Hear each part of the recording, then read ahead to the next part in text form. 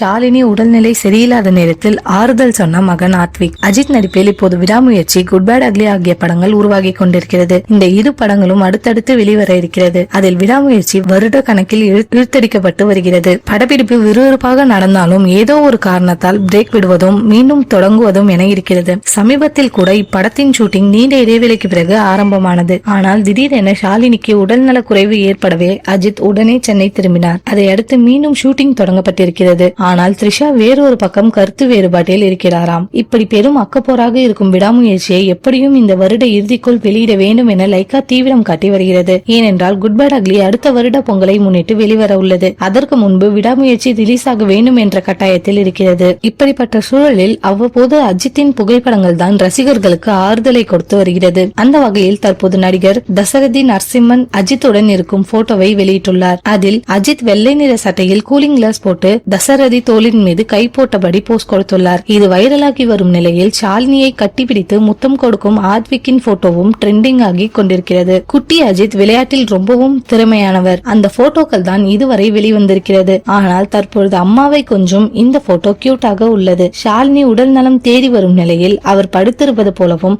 அவரை அணைத்தபடி ஆத்விக் முத்தம் கொடுப்பது போலவும் இருக்கும் அந்த போட்டோ படு வேகமாக ஷேர் செய்யப்பட்டு வருகிறது.